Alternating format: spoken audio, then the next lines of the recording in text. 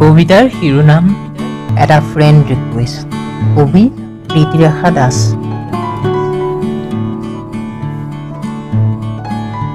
এটা friend request.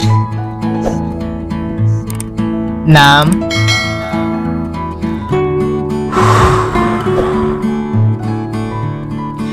বুকুলৈ উৰি আহিল এজাক স্মৃতিৰ বতাহ।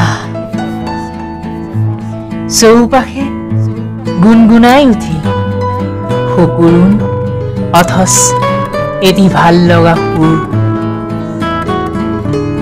জীৱনৰ পৰা হঠাতে কৰবাত হেৰাই যোৱা অথচ কেতিয়াও নেপাহৰা সেই সময়, সেই কাতৰতা, সেই দুখবোধ, সেই বুজা নুবুজা অনুভৱ, সেই সুগভীৰ দুচকু, সেই উঠৰ মিঠা হাঁহি,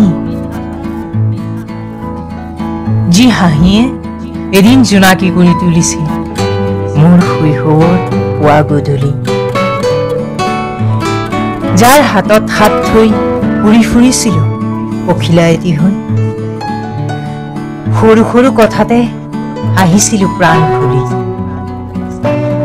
স্কুলৰ হাফ ছুটীত যিয়ে গুজি দিছিল দুহাতত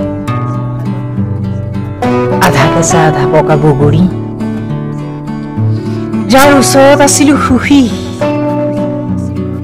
আছিলো অভিমানী, আছিলো মৰম আকৰুৱা, যিয়ে দিছিল বন্ধুত্বৰ নিভাঁজ মৰম। তেওঁ যে হেৰাই থাকিছিল কৰবাত,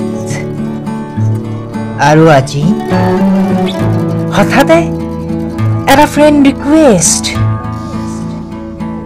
নাম